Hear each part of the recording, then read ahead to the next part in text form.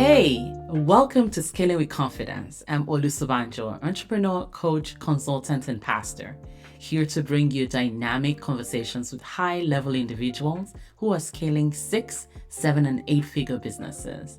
We believe that every entrepreneur has a unique story and purpose that can inspire others and positively impact the world.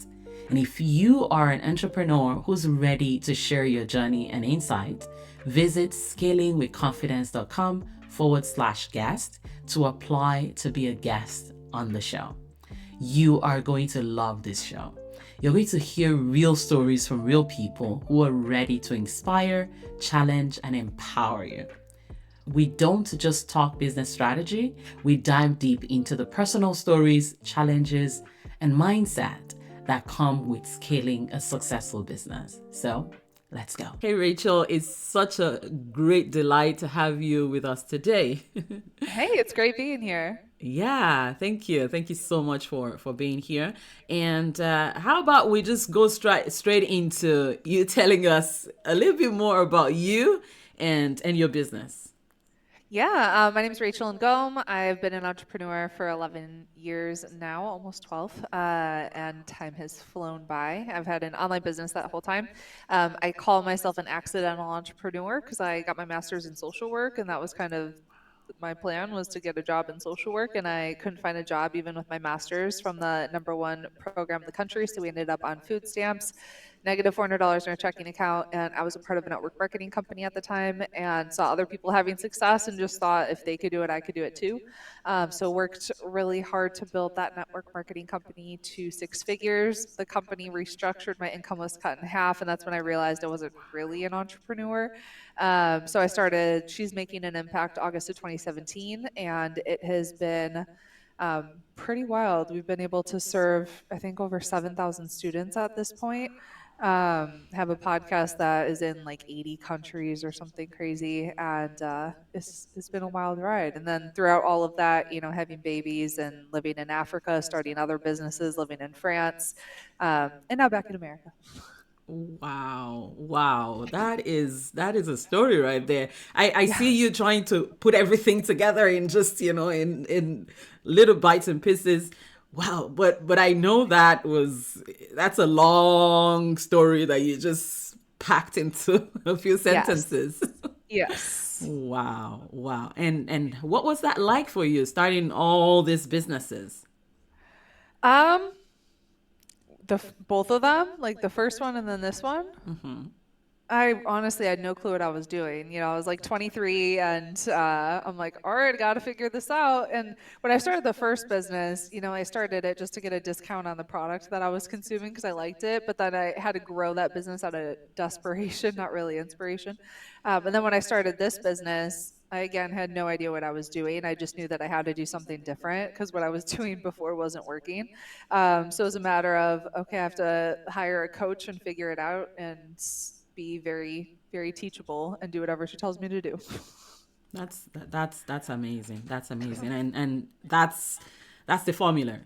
Hire a Yeah. coach, get someone to teach you exactly what to do and just follow every single thing they tell you to do, right? It'll save you so much time and headache if you do that. And, it was a very expensive investment that I couldn't really afford, but you got to ask yourself, how can I afford it? Instead of telling yourself the story, I can't afford it. And when I did that, I mean, that $20,000 investment helped us do $450,000 our first year. And so, like, I would never be here if I didn't actually say yes to working with her in that moment. That's amazing. That's amazing. And what role did videos play in your journey? Gosh, I've been making videos. And excuse my voice, I'm still like getting over COVID. I'm like, I need to cough, but I can't cough. I've been doing, gosh, my first video was back in 2011, I want to say, my first YouTube video. Yeah, and since then, I've done thousands of videos, and I think video is such an incredible way for you to create connection with your audience. And I've done videos it usually comes, yeah, I do like plan videos and webinars and challenges and that kind of thing, but I've also done lives when it's like I have a message that I need to share with my audience and I don't care what I look like. I might not have makeup on. I've done one where it's like I just got out of the, like I was in a robe, but I have to like share this message now because it's like the inspiration is there. And it's, I don't care about me and what I look like. I just care about I have something that's going to help people and I got to get this message out. And so, yeah, thousands of videos later. I'm not perfect at it by any means, but my goal is always how can I just serve people and get that message across no Wow. matter what I look like in that moment. Like Wow. I told you as we're recording this, I'm in the corner of our bedroom because my mother-in-law has taken over my office. So it's not like my usual setup. But who cares as long as I'm able to create and deliver a message that'll serve your audience. That's amazing, and I really appreciate that. We all appreciate, you actually jumping into an interview in the middle of recovering from COVID. Thank you so much. Yeah, no problem. Yeah. So now I'd like to know how did you build your audience? Did you build it? Did you build it somewhere and then you started doing videos, or did video build your audience for you? Ooh, that's a good question. When it when I first started in my first business, I was focused on Facebook and Instagram, and that was before live video was a thing. When I think back to like 2011, 2012, 2013, Facebook Live wasn't really a thing yet. So video was not a huge part. Now that I'm like thinking back when I first started, it was more just like being consistent and putting myself out there. And then when I started understanding like YouTube and different video platforms, I was there too. So I wouldn't say it was like the reason I became successful when I first started. It was more just showing up consistently. And as I started learning more about video and how I could use it, then I jumped there too and started, putting stuff on YouTube, and then Facebook Live became a thing and putting videos out on Facebook. So I started doing that too. Um, and also, yeah, back in 2012, 2013, I was also hosting like webinars and doing videos to connect with my audience over, you know, my the thing I was trying to sell within my network marketing company and building my team. And that was definitely a huge part also of, growing in that company too. Yeah. So I love that. I love that. And the reason I asked is somebody may be here and they're not starting to build their audience. They Hmm. already have an audience. Yeah. And so the reason I'm asking that is I want to know, if you meet someone like that is watching right now, why should they care about doing videos? It's just it'll make your connection time frame that much quicker. And so it's just, I mean, you can connect over text for sure and like emails and that kind of thing. And if you want to make an even quicker connection, do video too. And so, not that you shouldn't do email or anything like that, you should definitely do email. And I think videos just because that way, like when I send an email out to my audience, it's like they're reading it, but they also hear my voice at the same time because they've seen me on video, they've heard my podcast. And so it creates that deeper connection with people, and you create a faster connection with people when you're on video. Awesome. So in your opinion, if now someone is starting out, they already have clients, but they want to scale, Yeah. okay? Thinking of, scaling with videos, would you suggest that they focus a lot more on videos or something else right now?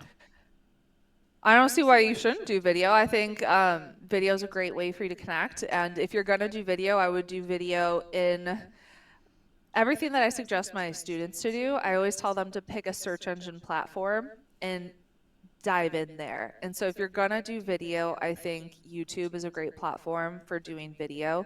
And then you could repurpose everything. You could take that video and put it on a podcast, and you could take the video and put it on Facebook. And so I would, if you want to dive into video, I think doing YouTube because it lasts over time. So videos that I've done, it's like Pinterest. Like I teach Pinterest marketing. It's one of those things like you create a video in 2013 and you could still like have views from that one video. So I prefer doing it that way as opposed to just showing up on Facebook Live because that video is going to disappear. So um, do video on a search engine based platform. It'll be smarter.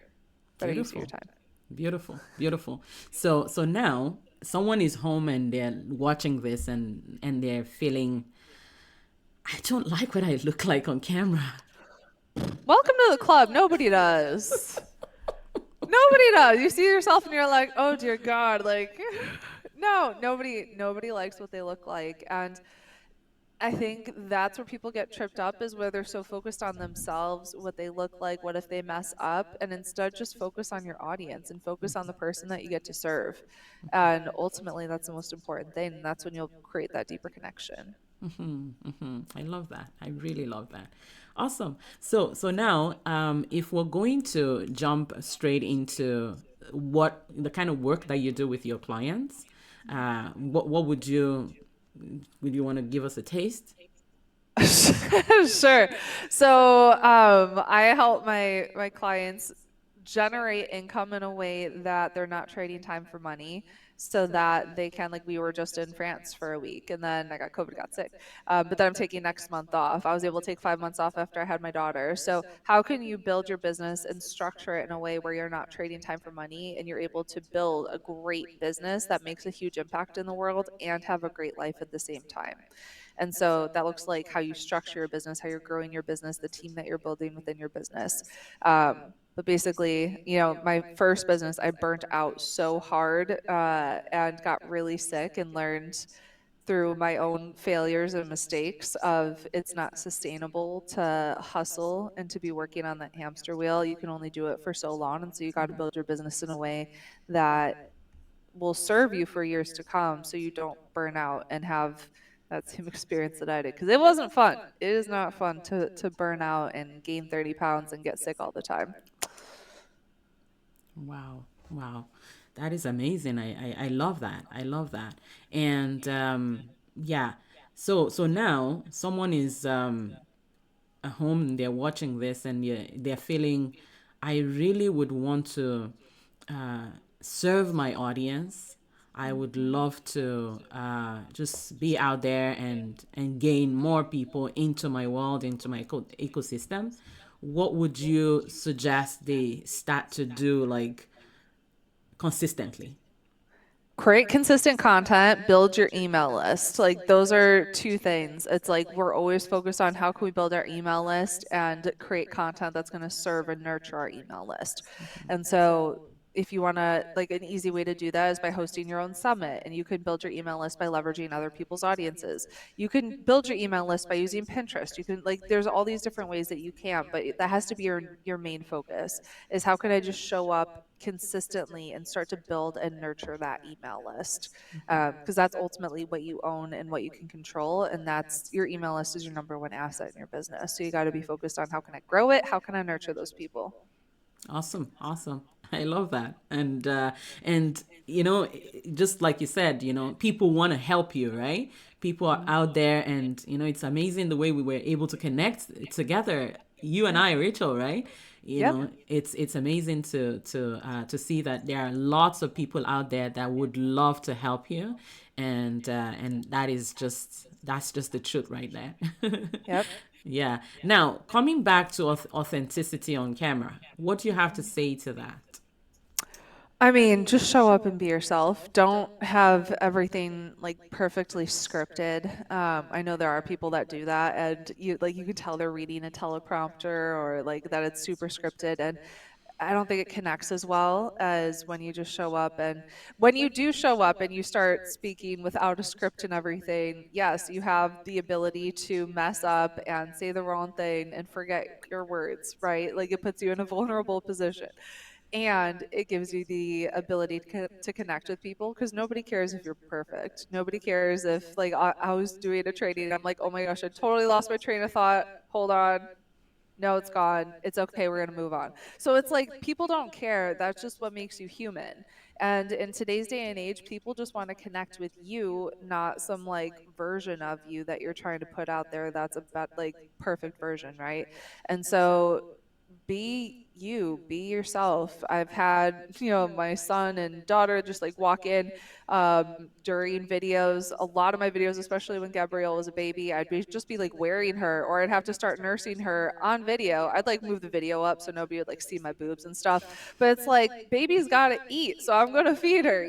So I mean, and all my mamas that were watching, they're gonna relate of like, oh, you can build a business and be a mom at the same time, like, especially when you're sleep deprived and all those things. So I would just say, just show up as you are. Don't try to be perfect because nobody is, and nobody relates to that. Yeah, and I remember the first video of yours that I saw. You had your baby in your hand. Really? Yeah, you had your baby in your hand and you were doing a video, and I was like, this is just so good. You do what you gotta do, like when you have kids, you squeeze in work when you can. And especially, gosh, she was waking up like every 20 minutes. It was ridiculous. And so it's like you sleep when you can, you build your business when you can. And that means sometimes babies are part of the video. Yeah, yeah, that's it. That's it. I love that. Now, I want us to talk a little bit more about, the other side of the imposter syndrome, right?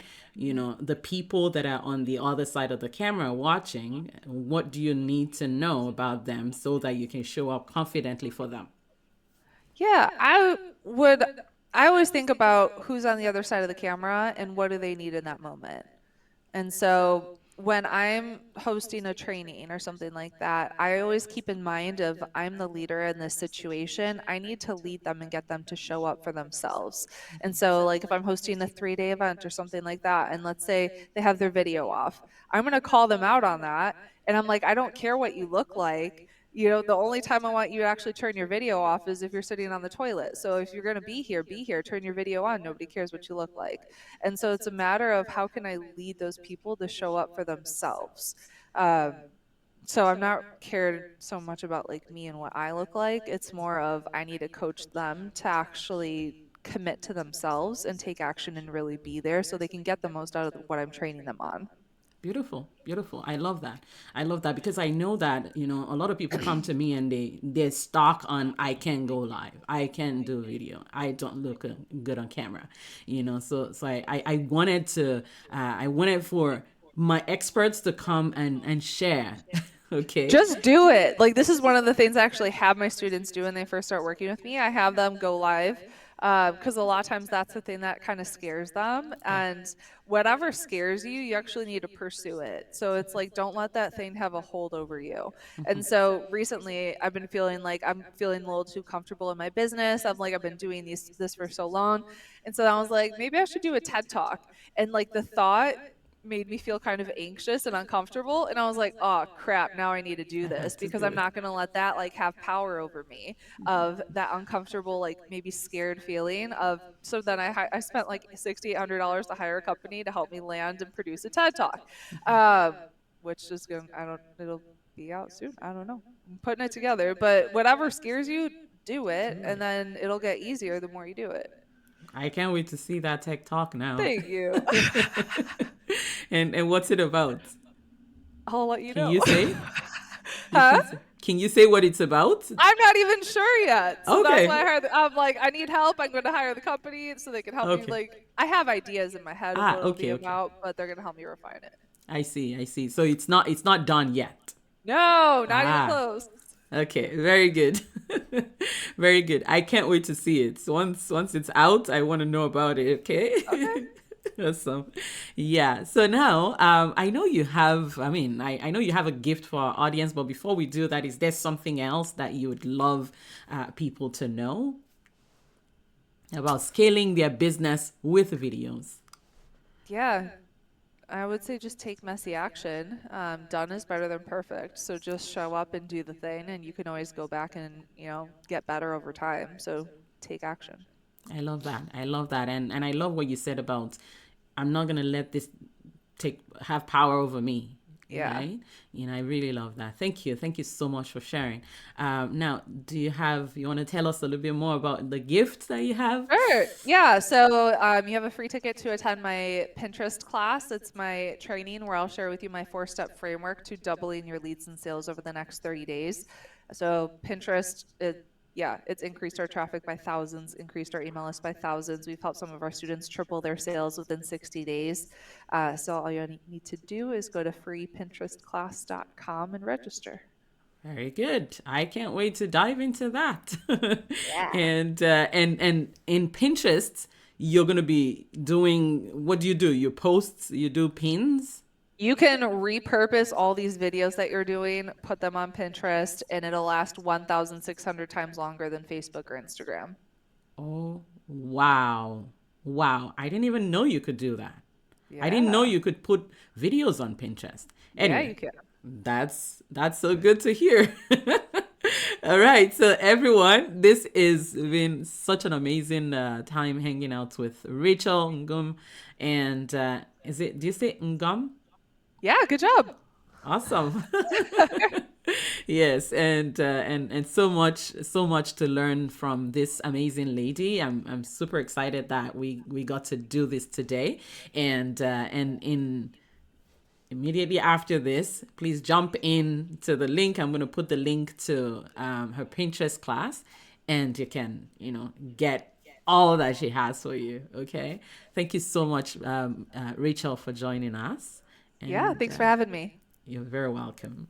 Thank you so much for listening to Scaling with Confidence. If you'd like to be featured on this show, check us out at scalingwithconfidence.com/cashflow and attend my next live challenge where I'll reveal the 3 secrets to increasing your visibility for more profit. And if you're an entrepreneur that would like to be celebrated for your success and be on this show, please visit scalingwithconfidence.com/guest. Keep shining. The world needs your light.